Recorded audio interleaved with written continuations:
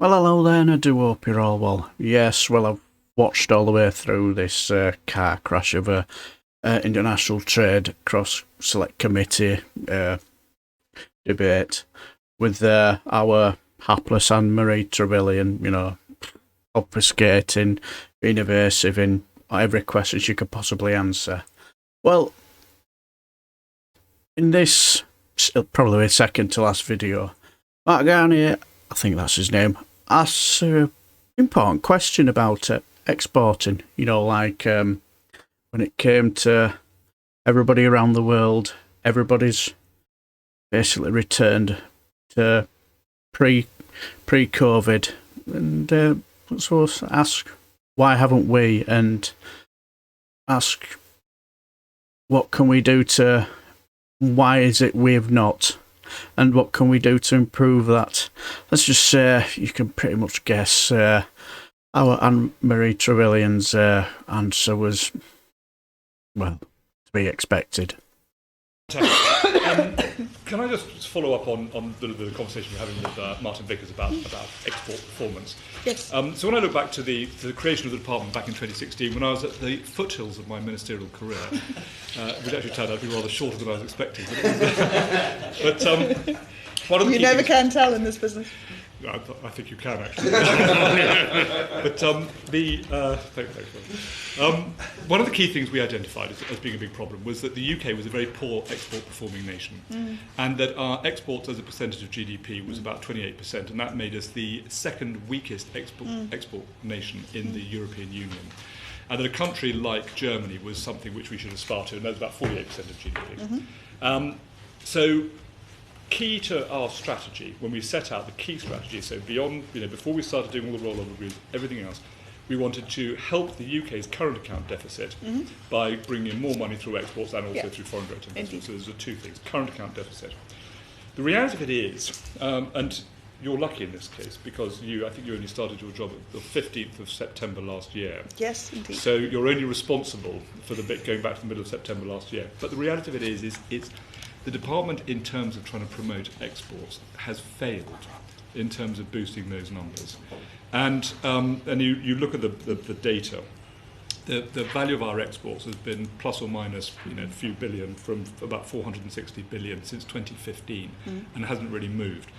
And actually, quite importantly, since 2019, the value of exports as a percentage of GDP has fallen by 12%. And when you look at the comparison of UK exports compared with the rest of the world, actually, clearly everybody had a problem back in 2020 with the pandemic, but the rest of the world has now got back onto track where you would have expected to be, and we are now stuck quite low down. And what I don't want to do is sort of find ourselves getting bogged down into an argument about Brexit and our trade with the European Union, because I think that's a bit of a red herring. Not sure if I agree with you, Mark, but hey-ho. But very interesting.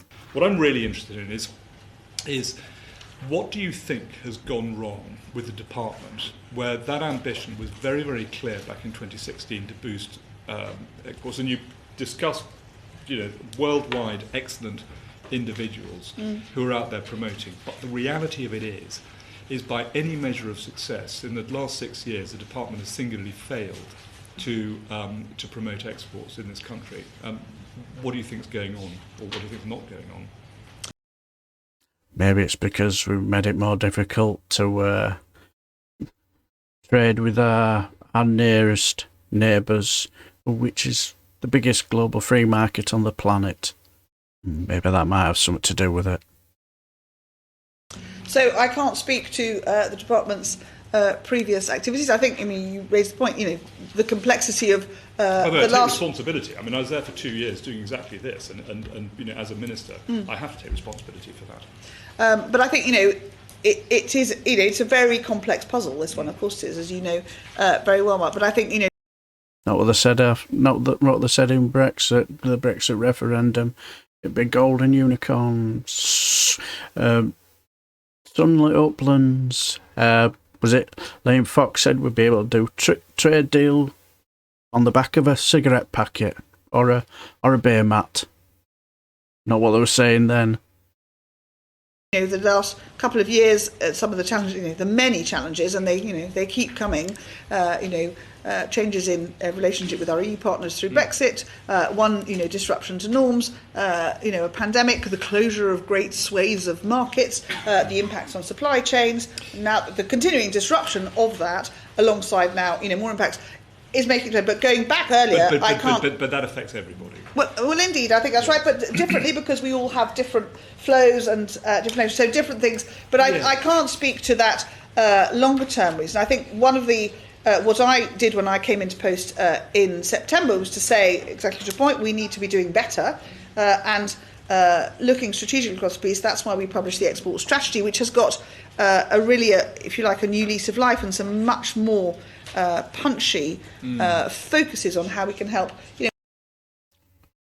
All the way through this meeting, the word punchy always reared its ugly head. I'm struggling to say punchy. That's all she ever says. What an idiot. 1 in 10 of our businesses export. 1 in 7 could in a flash. They wouldn't have to do anything with change. So there's an easy area of businesses we know could have the right goods and services and aren't doing it as much as they might. So the sort of 12-point plan, if you like, that the export strategy sets out, the various tools, obviously from the Export Support Service, which we launched, which has been busy helping on the Ukraine and Russian challenges in the short term, but looking more widely to support that. And the teams have got a much more aggressive is the wrong word, but much more precise focus to help those particular businesses in those sectors to do more. And I think we have to keep working at it and understand and drill down and understand why it is the businesses that could. Working out, I was under the impression that the world is desperate to do trade with us.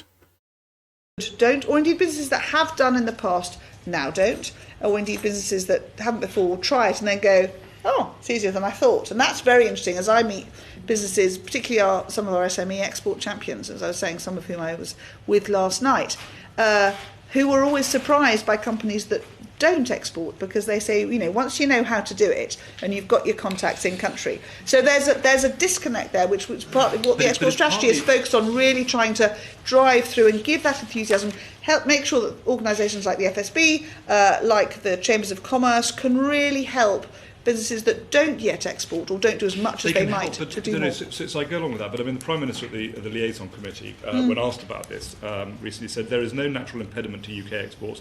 It is just will and energy and ambition.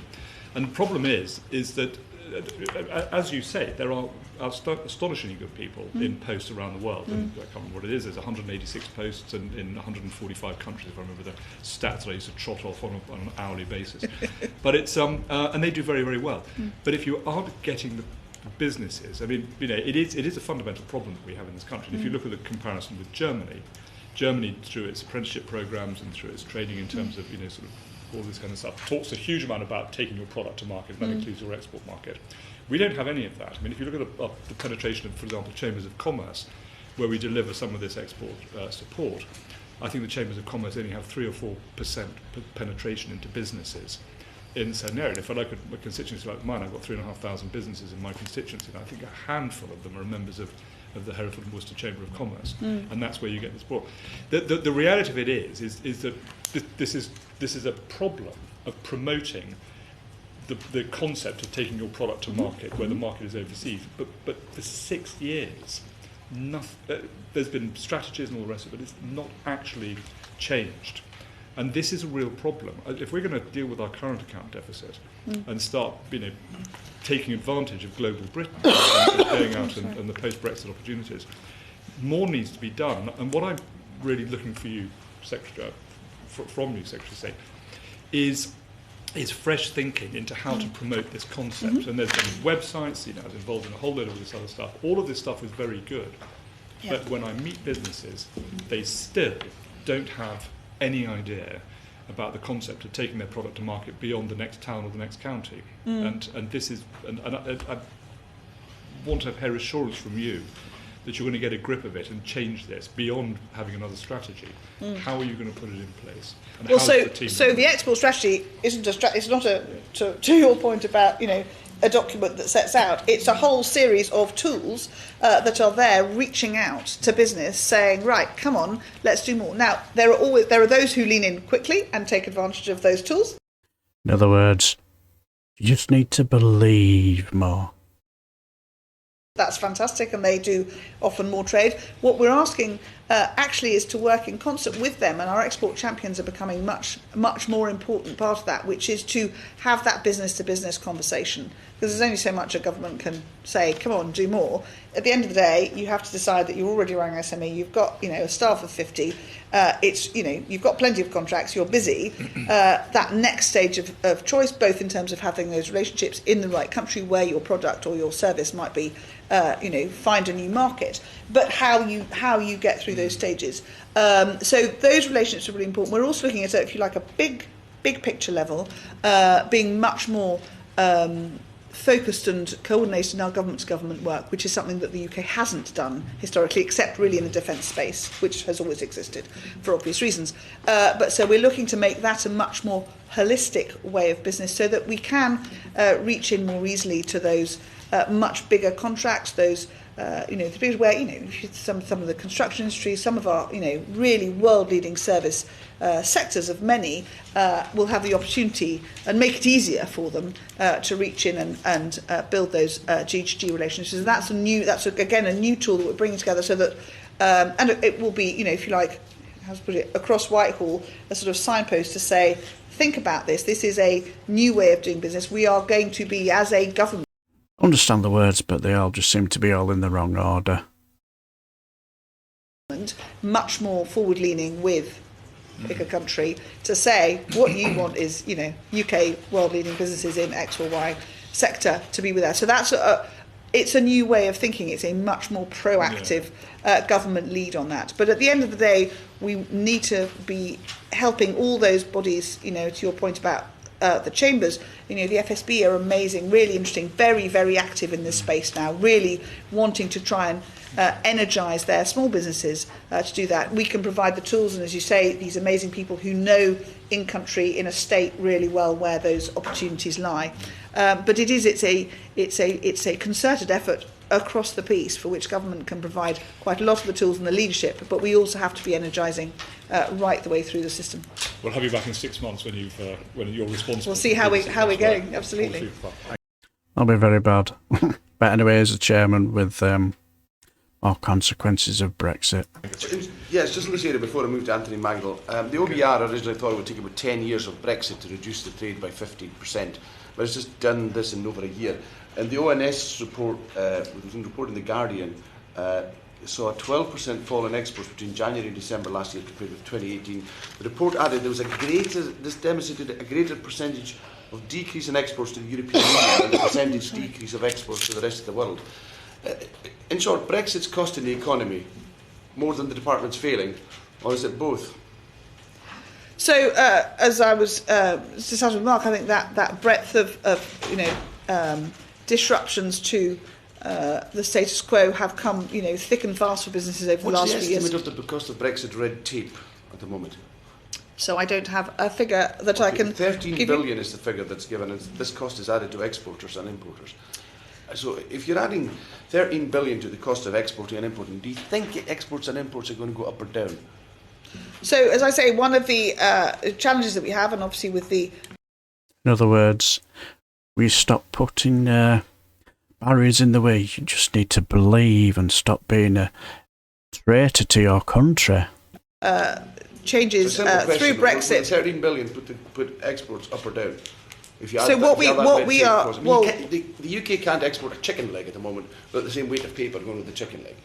So if you've got this situation, what happens, do you think, in just simple trade terms, to your trade when you add this extra bread? So what we are working to do, obviously, is to reduce those, and where there are barriers, that's what the Export Support Service has been literally set up to do in order to support them. Is it increased or decreased? So what's been really interesting is that, and Mike Freer's led on this work, is to drill down and really understand where there's been a shift in sales, those who did export and didn't anymore, or those who are looking to do it, is to really understand exactly what those are so that we can work with both our EU partners and also think about, as we're doing new trade deals, how we do that. It's clear it's not immediately obvious to the department what happens when you increase trade barriers.